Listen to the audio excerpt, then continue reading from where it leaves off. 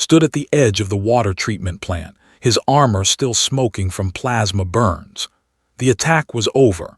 72 hours of fighting, and he had held the line alone until help arrived. His hands shook as he removed his helmet, breathing the sweet air of victory. The colony of 442B stretched out before him.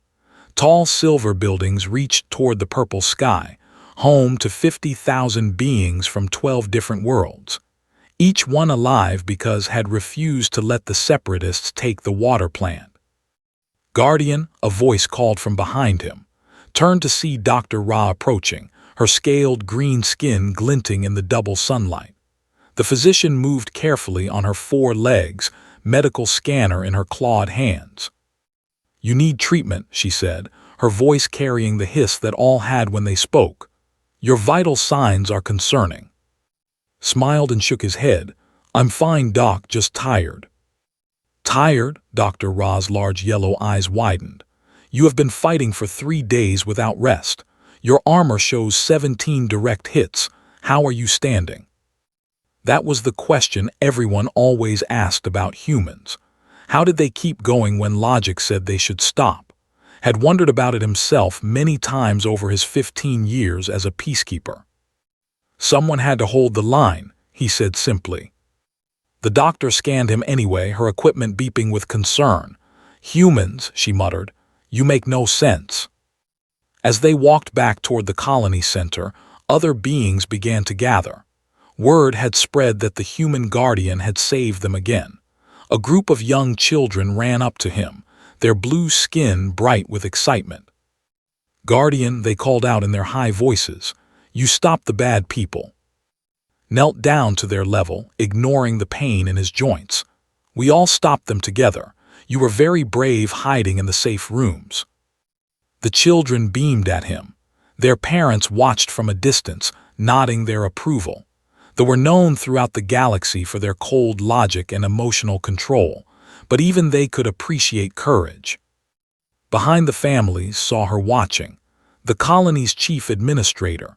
She stood tall and proud, her pale blue skin perfect as always. Her silver hair was pulled back in the traditional style. She carried a data pad and was making notes. Always making notes. Had worked with for 3 years now. She was brilliant, efficient, and completely focused on results. She saw the colony as a complex system to be managed, not a community to be protected. They had very different ideas about how to keep people safe. The crowd grew larger as word spread. Humans were rare in this part of the galaxy.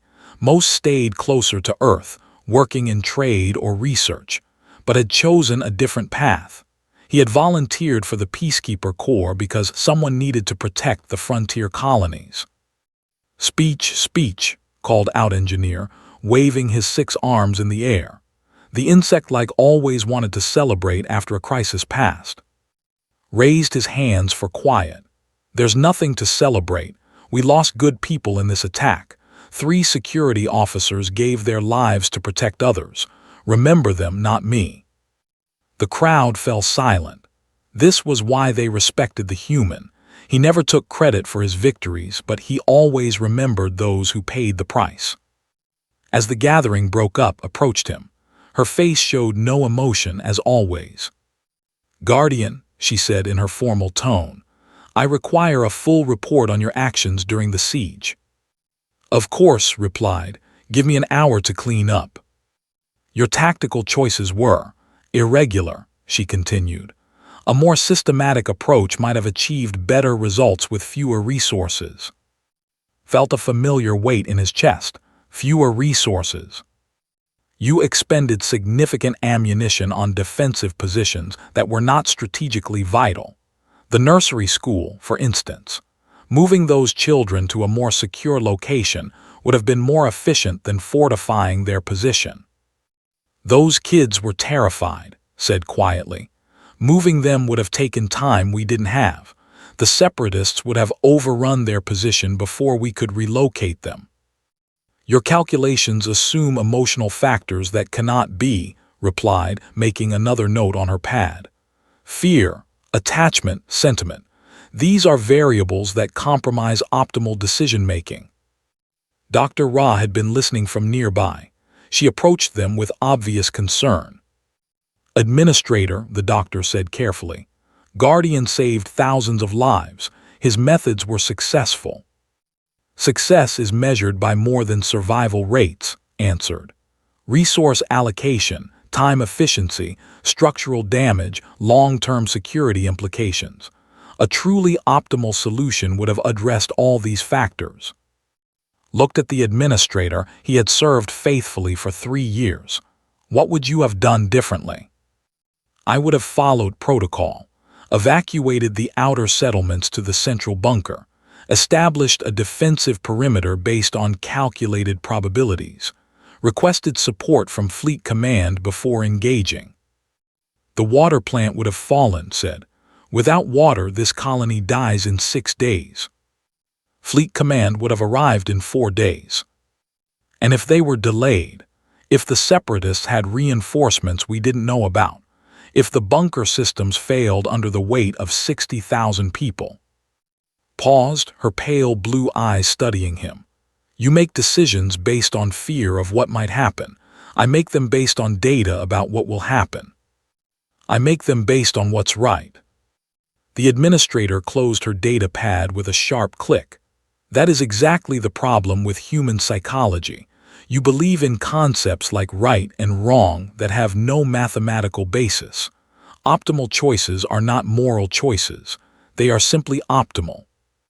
Felt tired in a way that had nothing to do with 3 days of combat.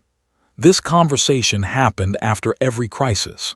His methods were questioned, his motives analyzed, his choices dissected like a failed experiment. But the children were alive, the families were safe, the colony would see another day. "I'll have that report ready in an hour," he said. Nodded and walked away, already focused on her next task. Dr. Ra remained, watching with her large yellow eyes. "She does not understand," the doctor said softly. "No," agreed, "she doesn't. But the rest of us do. We know what you sacrifice for us." Looked around at the colony he had sworn to protect. 15 years of his life given to strangers who became family. 15 years of standing between the innocent and the dark. "It's not a sacrifice if it's what you choose to do," he said. But as he walked toward his quarters to write another report explaining why he had put people before numbers, wondered if that was really true anymore. The alarm woke from his first real sleep in a week. Red lights flashed in his quarters as the emergency signal echoed through the building. He was moving before his mind fully processed what was happening, grabbing his armor and weapons with practiced speed. "Guardian to Command Center," he said into his communication device as he ran down the corridor. "What's the situation?" "Bombing at Colony School 7, came the reply from Officer, one of the few other security personnel on the colony. "Multiple casualties, unknown number of attackers still in the building." Felt ice in his veins. The school, 300 children from 8 different species, all learning together in one of the colony's proudest achievements. Someone had brought violence to the place where their future was being shaped. He reached the school in 6 minutes, his hover bike screaming through the empty streets. Smoke poured from the east wing of the building. Parents stood behind security barriers, their faces filled with terror as they waited for news of their children. "Status report," demanded as he approached the scene commander. "Bomb went off in the main hall during morning assembly," Officer reported, his insect-like features tight with stress. "We have confirmed terrorists inside, holding the remaining children in the West Wing. They're demanding the release of separatist prisoners." "How many children?" 200 still trapped. We evacuated about 100 from the undamaged sections." Studied the building layout on his data pad. The terrorists had chosen their position well. The West Wing had only one main entrance, making a frontal assault nearly impossible without risking the hostages. "Have you contacted Administrator?" "She's reviewing optimal response protocols. She estimates a 90-minute analysis period before action recommendations. 90 minutes. Looked at the smoke pouring from the building and made his choice. I'm going in through the maintenance tunnels. Keep them talking on the main channel. Guardian, you should wait for the administrator's assessment. Those children don't have 90 minutes. Entered the school through the underground utility access. The tunnels were narrow and filled with pipes, but they led directly beneath the west wing. He could hear voices above him as he crawled through the darkness. The next 3 hours became a blur of careful movement, precise strikes, and desperate protection. Eliminated the terrorists one by one, using the building's layout to isolate them from the children.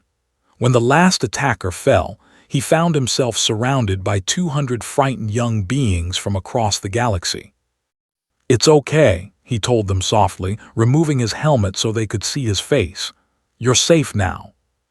A small girl, no more than 6 years old, reached up to touch his hand. "Are you really human?" she asked. "Yes. My mother says humans are crazy, but you saved us." Smiled despite his exhaustion. "Maybe we're a little bit crazy, but that's not always bad." By the time backup arrived, all the children were out of the building.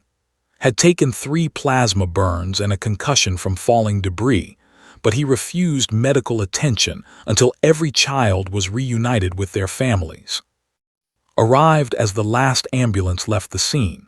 She surveyed the damage with her usual cold assessment, making notes on her data pad. 17 terrorists eliminated, she said without looking at. Property damage estimated at 2 million credits. Your tactical approach was completely unplanned and highly risky. The children are alive, said. Yes, but your methods created unnecessary variables. A proper siege protocol would have minimized structural damage and allowed for prisoner capture and interrogation. Stared at her, prisoner capture. They were threatening to kill children. Information from captured terrorists could have prevented future attacks. Your emotional response prioritized immediate gratification over long-term security benefits. Before could respond, Dr. Ra arrived to examine his injuries. She worked quietly, but he could see the anger in her yellow eyes. "Administrator," the doctor said in a carefully controlled voice, "perhaps this discussion could wait until Guardian receives proper medical treatment." "Medical treatment is a resource allocation issue," replied. "Guardian's injuries are not life-threatening. This tactical review has priority." The weeks that followed brought more incidents. Pirates attacked supply convoys, forcing to work 18-hour days coordinating defenses. Separatist cells launched random strikes against civilian targets. Each time, responded with everything he had. Each time, found fault with his methods. The breaking point came during an assassination attempt. Was reviewing security reports in the main plaza when he saw the plasma rifle aimed at from a rooftop. He didn't think. He moved. The blast meant for the administrator caught him in the chest, spinning him around and dropping him to the ground. Through the pain, he heard the sound of his security team engaging the assassin. Stood over him, completely unharmed. "That was tactically unsound," she said as Dr. Ra rushed to treat his wounds. "You should have shouted a warning and taken cover. Throwing yourself into the line of fire serves no strategic purpose."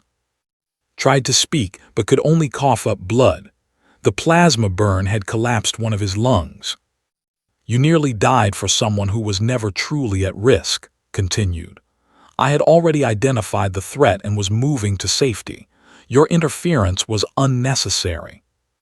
Dr. Ra's hands shook as she worked to stabilize. "Stop talking," she hissed at the administrator. "He saved your life." He wasted resources on a gesture with no practical value. As lay bleeding on the plaza stones, he wondered when protecting people had become a waste of resources. When had caring become a weakness to be analyzed rather than a strength to be valued? The recovery took 2 weeks. During that time, watched the colony function under direct oversight. Everything ran smoothly according to her reports. Crime statistics improved. Resource allocation became more efficient. Response times decreased. But noticed other things. Children stopped playing in the parks because their laughter was classified as noise pollution. Elderly residents were moved to isolated housing because their slower walking pace impeded pedestrian traffic flow. Cultural festivals were canceled because they were non-essential gatherings.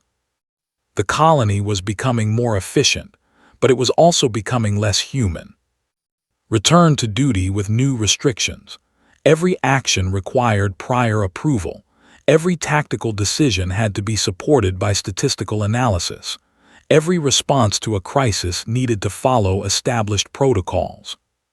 He lasted 3 days before the next emergency made those restrictions impossible to follow. Guardian, officer called over the radio. We have a hostage situation at the medical center. Dr. Ra and 12 patients are being held by armed criminals. Was already moving toward his hover bike when his voice cut through the communication channel. Guardian, report to command center for tactical briefing before engagement. People are in danger, replied. Protocols must be followed. Report to command center immediately. Looked toward the medical center where smoke was beginning to rise. He thought about Dr. Ra, who had patched him up so many times. He thought about the sick patients who had done nothing wrong except seek healing. He thought about protocols. No, he said into his radio. Repeat your last transmission, Guardian. Turned off his communication device and rode toward the medical center. Some things were more important than protocols. Some people were worth the risk. By the time arrived at the scene, it was over. The hostages were free, the criminals were captured, and Dr. Ra was treating minor injuries to the patients. Stood in the center of it all, his armor scorched but his head held high. Guardian said, her voice colder than he had ever heard it. You will face formal disciplinary action for insubordination. The people are safe, said. That is not the issue. Your refusal to follow established protocols endangers the entire security structure of this colony. Dr. Ra approached them, her medical scanner still in her hands. Administrator Guardian saved our lives, again. His emotional decisions and disregard for proper procedure will eventually result in catastrophic failure. This pattern of behavior cannot continue. Felt something break inside him. 15 years of service. 15 years of bleeding for people who saw his dedication as a flaw rather than a virtue. Then maybe it shouldn't, he said quietly. The attack came at dawn on a Tuesday, when the colony was just beginning to wake up. Was having his morning coffee when every alarm in the settlement began screaming at once. This wasn't a single incident or a small group of terrorists. This was war. Guardian officer's voice crackled through the emergency channel, heavy with panic. We have simultaneous attacks on 6 major targets. The Crimson Fleet has arrived in full force. Was already running toward the command center, pulling on his armor as he moved. The Crimson Fleet was the most dangerous pirate organization in this sector of space. They didn't just rob and pillage. They destroyed everything they couldn't steal. Give me positions, he demanded as he burst into the command center. Medical complex under heavy fire. Residential sectors 4 and 7 evacuating under enemy pressure. The water treatment plant is surrounded. The school. They're hitting the school again. Felt his heart skip. After the bombing 2 months ago, the school had been rebuilt with better security. But the Crimson Fleet had ships, heavy weapons, and no regard for innocent life. How many ships? 15 confirmed, maybe more. They're jamming our long-range communications. No way to call for fleet support. Studied the tactical display. 6 separate battlefronts across the colony. 50,000 civilians caught in the crossfire. And him. Just him. Sir, officer said quietly, what are your orders? looked at the faces around him. Good people who had signed up to keep peace, not fight a war. They were waiting for him to make sense of the impossible situation. "We save everyone we can," he said. The next 30 hours became a nightmare of smoke, plasma fire, and desperate choices. Seemed to be everywhere at once, coordinating defenses across the colony while personally leading the most dangerous missions. At the medical center, he held off an entire assault squad, while Dr. Ra evacuated critical patients to underground bunkers. Plasma bolts burned through his left shoulder armor, but he kept firing until the last civilian was safe. At the school, he found himself facing down 3 armored pirates who had broken into the main building. The children were hiding in a reinforced classroom, while the attackers tried to break down the door. Eliminated all 3 pirates in hand-to-hand combat, his armor systems failing from accumulated damage.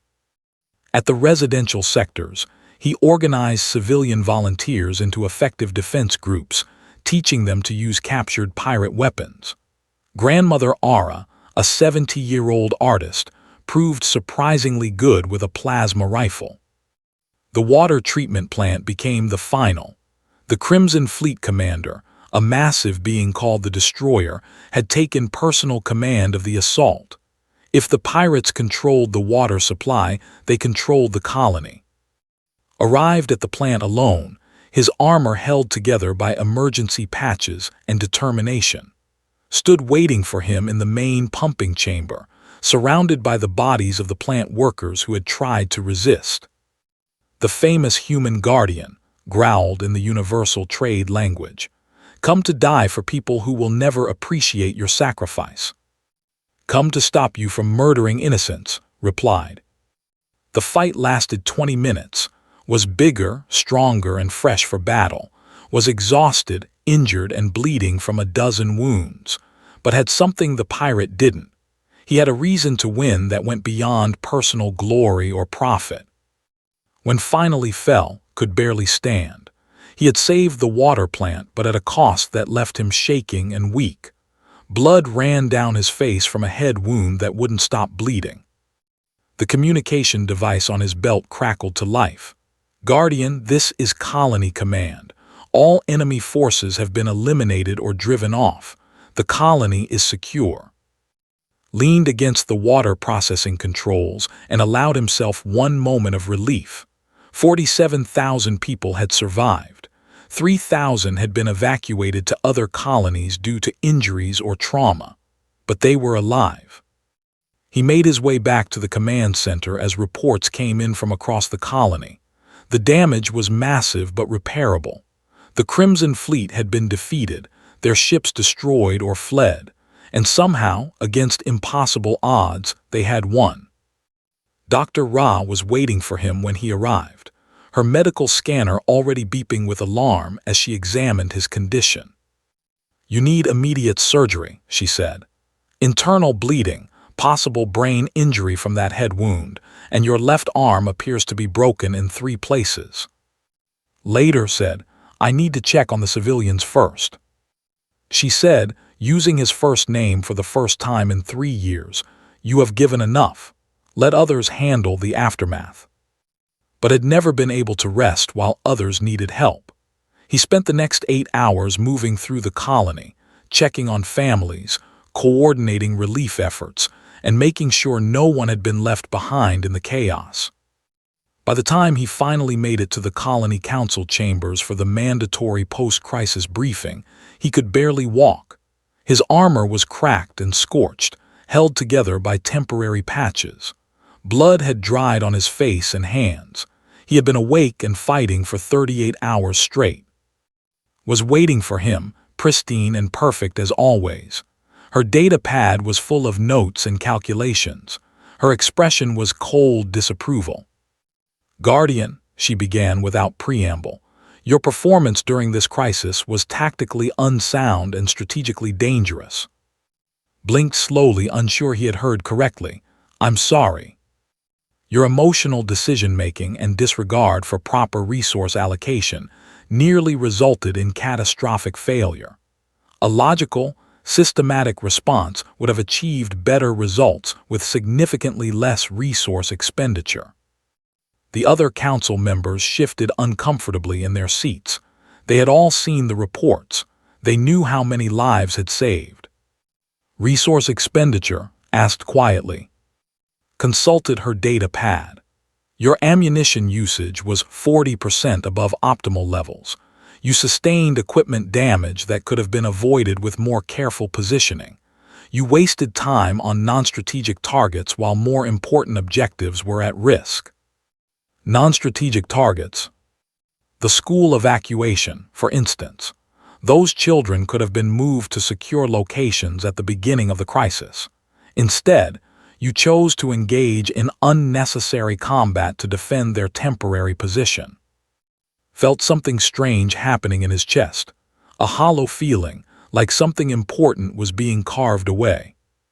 You expended considerable resources defending the medical center, continued, when strategic withdrawal would have preserved both personnel and equipment for more vital missions. Dr. Ra was in that medical center, said, along with 200 patients who couldn't be moved. Acceptable losses in exchange for better tactical positioning, replied without emotion. Your human sentimentality compromised your judgment throughout the entire engagement. The council chamber fell completely silent. Even the air recycling system seemed to pause. Your emotional instability and reckless disregard for proper protocol nearly cost us everything, said, making a final note on her pad. A logical, measured response would have achieved better results with less resource expenditure. Your human sentimentality is a liability this colony cannot afford. We need a protector, not a pet that fetches affection through unnecessary heroics. Stared at her for a long moment. 15 years of service. 15 years of bleeding for people who had become his family. 15 years of giving everything he had to keep them safe. And this is what it meant to them. Without a word, he began removing his armor. The chest piece came off first, clattering onto the council table. Then the arm guards, scorched and dented from battle. His weapons followed, each one placed carefully on the table's surface. His badge of office, earned through years of faithful service, joined the pile. His communication device, still crackling with status reports from across the colony. His emergency medical kit, which had saved dozens of lives over the years. Each piece of equipment represented a part of himself that he had given to protect others. Now he placed them on the table like offerings to gods who had found them unworthy. The council members watched in stunned silence as their protector methodically divested himself of everything that marked him as their guardian. When the last piece of armor hit the table, looked up at one final time. Find yourself a more logical protector, he said. Then he turned and walked toward the door. Guardian called after him, "Where are you going?" Paused at the threshold without looking back. Somewhere that doesn't measure love by efficiency. The door closed behind him with a soft click, and the greatest protector the colony had ever known disappeared into the night. The first week after left, everything seemed normal. Had implemented her new security protocols within hours of his departure. Automated defense systems monitored every entrance to the colony. Computer programs analyzed crime patterns and assigned patrol routes based on statistical probability. Response teams followed detailed procedures for every type of emergency. Efficiency has improved by 23%. She reported to the Colony Council. Response times are more predictable, resource allocation follows optimal patterns, and emotional variables have been eliminated from security decisions. The council members nodded politely, though several seemed uncomfortable. Dr. Ra had stopped attending the meetings entirely. Officer tried his best to fill the gap left by. The insect-like worked 18-hour days, following every protocol exactly as written. But something was missing. When children asked him for help finding lost pets, he referred them to the proper forms. When elderly residents needed assistance with their daily needs, he directed them to social services. Everything went through proper channels now. Everything followed procedure. On the 8th day, 6-year-old Myra went missing. Her parents contacted security at 14:30 hours. The child had been playing in Sector 7 Park and failed to return home for her afternoon meal. Standard procedure called for a 4-hour waiting period before initiating search protocols, as children often lost track of time during play. Officer followed the guidelines exactly. At 18:30, when the mandatory waiting period ended, he activated the automated search systems. Drones began scanning the colony in predetermined patterns, following the most statistically likely routes for a lost child. By 20:00, the drones had found nothing. The systems calculated that expanding the search beyond the colony borders would require resources that exceeded the statistical value of recovering a single individual. The computers recommended filing a loss report and moving available personnel to higher priority tasks. Myra's parents stood in the command center, their blue skin pale with fear. "You have to keep looking," her father pleaded. "She's just a child." "Sir," officer replied, consulting his data pad, "the probability of survival drops significantly after the first 6 hours.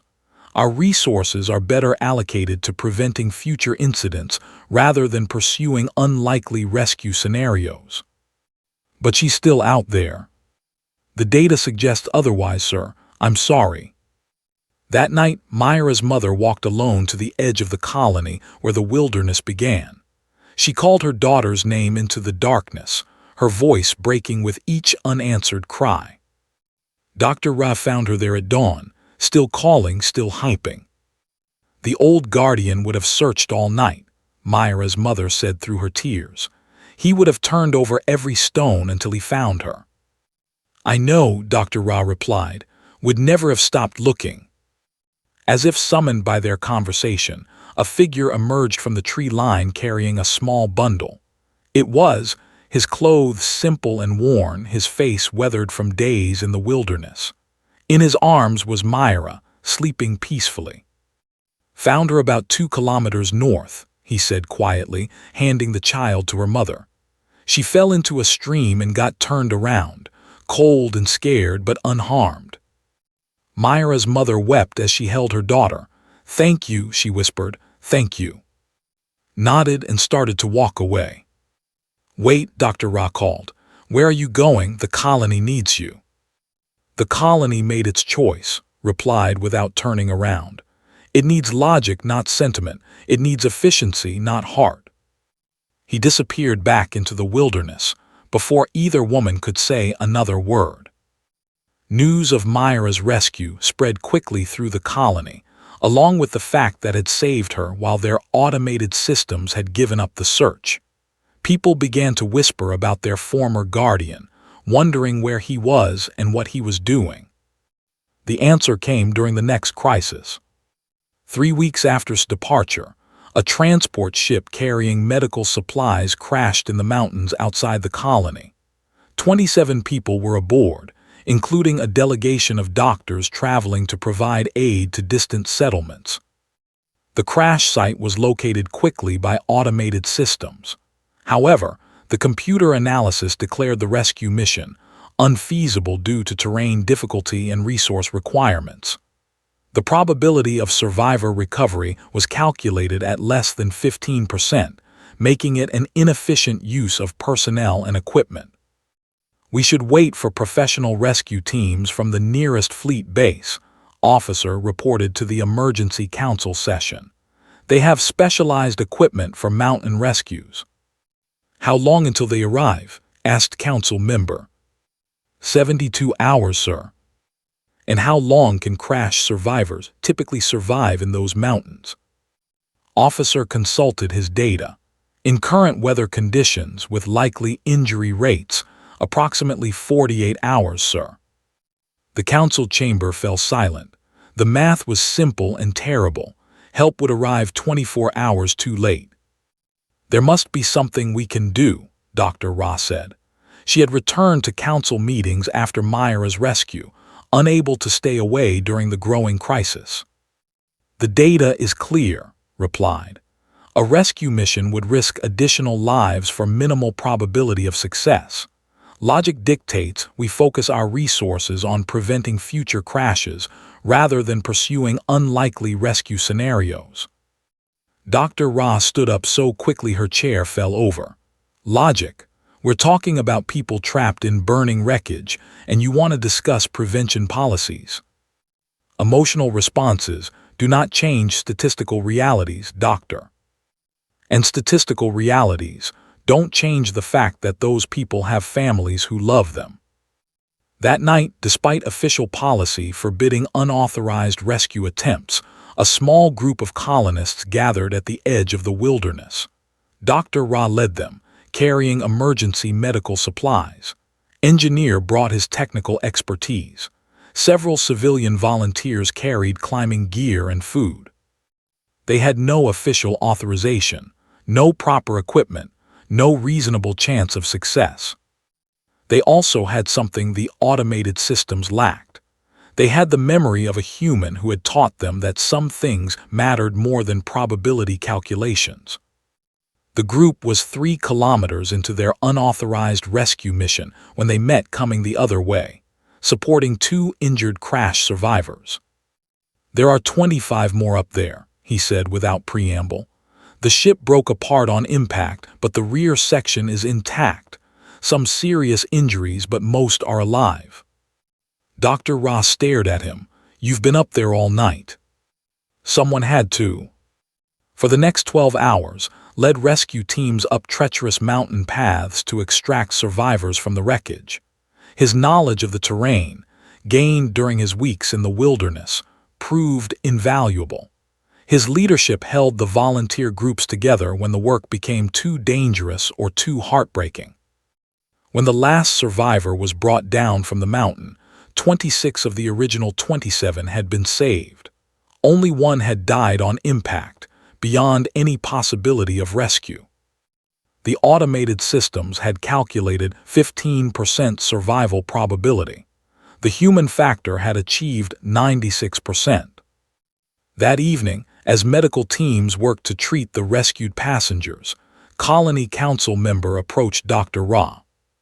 "Where is Guardian now?" he asked. He left again, said the colony had made its choice about what kind of protection it wanted. A massive bear-like being from the species looked toward the mountains where had disappeared. "I think we may have made the wrong choice, Doctor." "I know we did." The breaking point came 1 month later, when the Crimson Fleet returned. This time they came prepared, 18 ships instead of 15.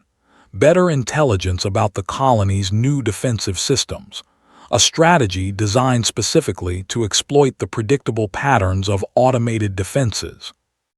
Officer did everything by the book. He activated all defense protocols, deployed resources according to optimal patterns, and coordinated responses exactly as the systems recommended. The pirates tore through their defenses like paper. Within 6 hours, half the colony was under direct attack. The automated systems, designed for optimal efficiency rather than creative adaptation, couldn't adjust to the pirates' unexpected tactics. Every response followed predetermined patterns that the pirates had learned to counter. "We need to evacuate the population to the central bunkers," Officer reported to the Emergency Council. "All 50,000 people?" Dr. Ra asked. The bunkers were designed for short-term shelter, not housing the entire colony. "It's the most logical response to overwhelming enemy force." Nodded her approval. "Begin immediate evacuation. Priority will be given to essential personnel and critical resources." "What about the children and elderly? They move slowly in emergency conditions." "They will be accommodated as space allows." Dr. Ra felt sick. "As space allows, you're talking about leaving people behind." "We cannot compromise the survival of essential personnel for individuals with lower survival probability." As evacuation alarms wailed across the colony, Dr. Ra made her own choice.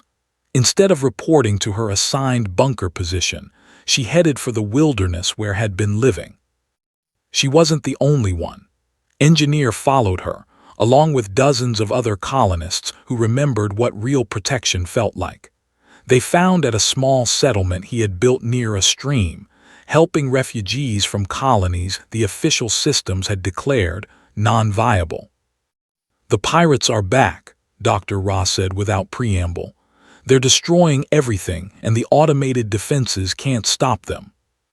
Continued working, tending to an injured child who had fled from a failed mining colony. "I'm sure your systems will find an optimal solution." Engineer said, "People are dying." People die when those who should protect them see them as statistics instead of individuals. Dr. Ra knelt beside him, watching his gentle hands work to heal the child's wounds. "You're right," she said. "We were wrong, all of us." "I know. The colony needs you." The colony made its choice. It chose efficiency over compassion, logic over love. "Then help us make a better choice." Looked up from his patient for the first time, his eyes meeting hers. In the distance, the sound of weapons fire echoed across the landscape as the pirates continued their assault. 50,000 people waited in overcrowded bunkers, protected by systems that valued calculations over courage. And in the wilderness, their greatest protector sat healing refugees while their world burned. The choice was his to make. The sound of weapons fire grew louder as the pirates pushed deeper into the colony. Finished bandaging the young refugee and stood slowly, his eyes fixed on the distant glow of burning buildings. "How bad is it?" he asked Dr. Ra. "The automated systems are failing. The pirates learned our patterns and countered every defensive measure. People are trapped in bunkers that were never designed to hold the entire population."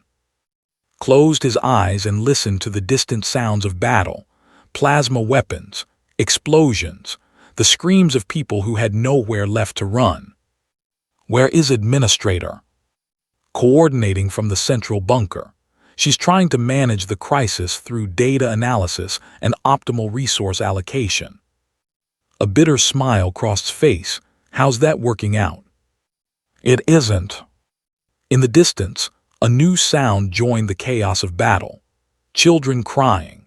Even from kilometers away, could hear their terror and confusion as families were separated in the evacuation, as loved ones were left behind because they didn't move fast enough or weren't classified as essential personnel. Engineer approached them, his 6 arms trembling with exhaustion from the long journey. "Guardian," he said formally, "I need to tell you something." Turned to face the insect-like engineer. "After you left, I compiled reports from every family in the colony. Stories about times you helped them. Moments that never appeared in official records because they seemed too small to matter." Activated a small recording device, and its voice filled the air. "These reports are irrelevant to security assessments," her recorded voice said coldly. "Personal favors and emotional gestures do not constitute meaningful protective services." But then other voices began to speak. A mother whose child had nightmares until spent 3 nights teaching her that humans weren't monsters. An elderly grandfather who would have died alone if hadn't checked on him daily during a long illness.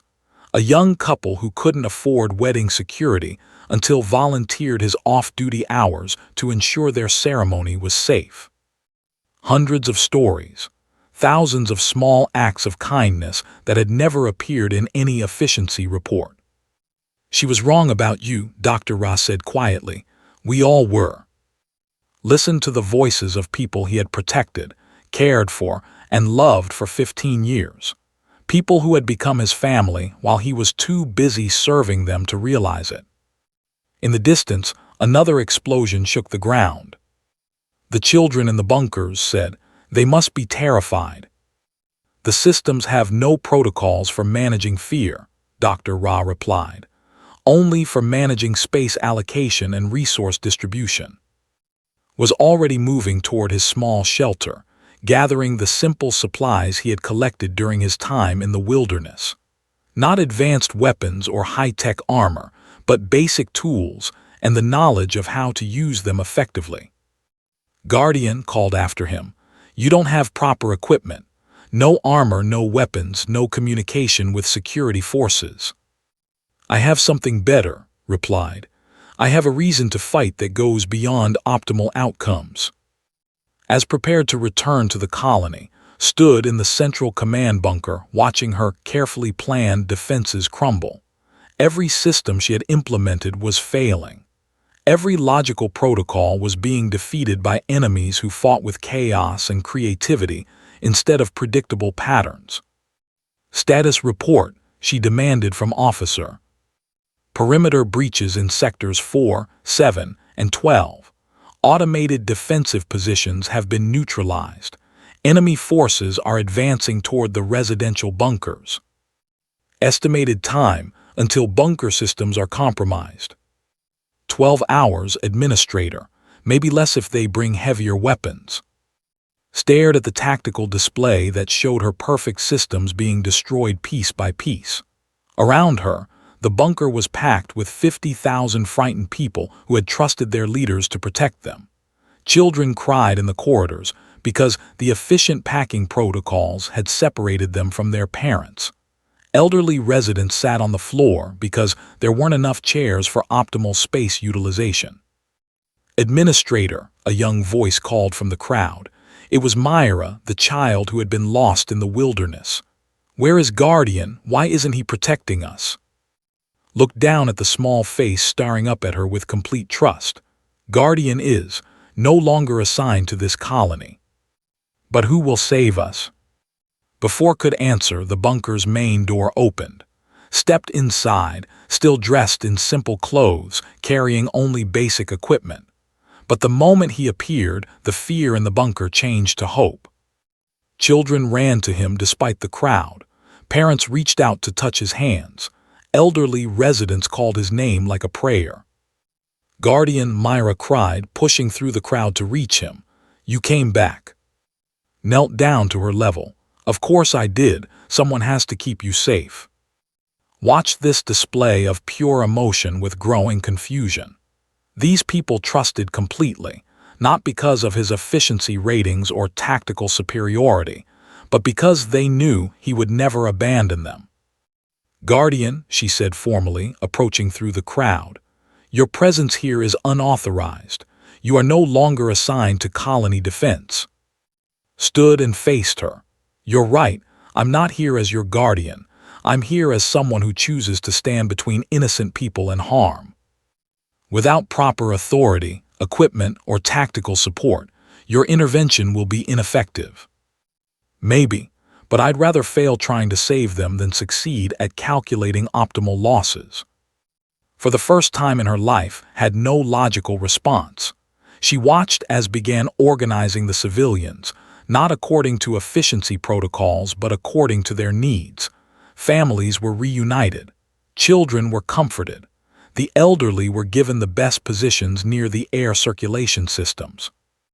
"This is not optimal," she said weakly. "No," agreed, "but it's right." The battle for the colony's survival began an hour later. Couldn't coordinate from the safety of the bunker because the communication systems had been destroyed. Instead, he went where leaders were supposed to go, to the front lines where people needed him most.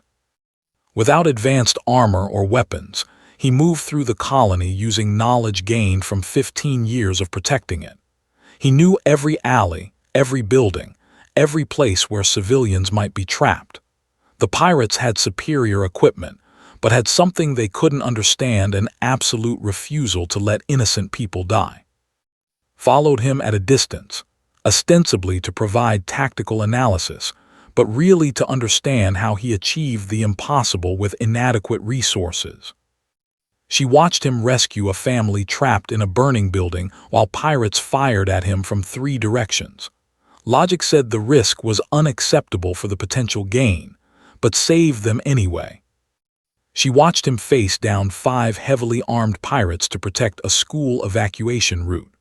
The mathematical probability of his survival was less than 10%, but he held the line until every child was safe. She watched him coordinate civilian volunteers into effective fighting units using nothing but trust and shared purpose. Her algorithm said untrained civilians would panic under fire. Instead, they fought like heroes because believed in them. How? She finally asked as they took cover behind a damaged security barrier. How do you make these decisions without data analysis, without probability calculations? Looked at her while reloading a captured pirate weapon. You analyze the situation. I analyze the people. That makes no logical sense. Logic tells you what will probably happen. Love tells you what should happen. Sometimes the second one matters more. A new wave of pirates rounded the corner, firing plasma weapons at their position. Immediately positioned himself between and the enemy fire. Why are you protecting me? She demanded as energy blasts burned the air around them. I took away your position. I questioned your methods. I called your dedication a weakness. Because you matter, replied simply, returning fire with calm precision. Everyone matters. That's what you never understood about humans. We don't protect people because it's efficient. We protect them because they're precious. That was the moment finally understood. As she watched risk his life to save someone who had treated him with nothing but cold criticism, she realized that she had been measuring worth in all the wrong ways. The final confrontation came at the colony's main power station. If the pirates destroyed it, the life support systems would fail and 50,000 people would die slowly in their underground shelter. Arrived to find 12 enemy soldiers preparing to plant explosives. Tried to call him back. Guardian, the odds are impossible. 12 against 1 with superior position and equipment. Then help me change the odds. I'm not trained for combat. I would only be a liability. You're trained to think. That's what I need right now. For the next hour, discovered what it meant to be part of a team instead of its manager. She used her analytical skills to predict enemy movements, while used his experience to exploit their weaknesses. She provided strategic thinking while he provided tactical execution. Together they saved the power station. Together they saved the colony. As the last pirate ship fled the system and stood in the ruins of what had once been a perfect automated defense grid, around them the colony was damaged but alive. I owe you an apology, said quietly. You owe me nothing. I was wrong about humans, about you, about what makes a good protector. Smiled for the first time in months. You weren't completely wrong. Logic and efficiency matter, but they can't be the only things that matter. Will you return to your position as colony guardian? Only if the colony wants protection instead of optimal security management. Considered this carefully. I believe we can find a balance. Your instincts guided by analytical support, human compassion enhanced by logical planning, a system that protects both lives and resources. That sounds like it might work. 6 months later, the colony of 442B had become something new. A place where efficiency and compassion worked together instead of fighting each other. Where children could play safely because both automated systems and human guardians watched over them. Wore his armor again, but now tactical insights helped him use it more effectively. She had learned to factor human emotional needs into her planning. He had learned to appreciate the value of strategic thinking. The small pin that the colony's children had given him after the crisis was attached to his armor now. A reminder that worth wasn't measured by efficiency ratings or optimal outcomes, but by the love shared between protector and protected. In her latest report to the Galactic Coalition wrote, human emotional capacity, previously classified as inefficient variable, has been reclassified as essential strategic resource. Recommendation: all frontier colonies should be assigned human peacekeepers, not as security personnel, but as guardians of the qualities that make civilization worth protecting. And in the wilderness beyond the colony, where had once lived in exile, a small settlement thrived under the protection of both automated defenses and human hearts working in perfect harmony.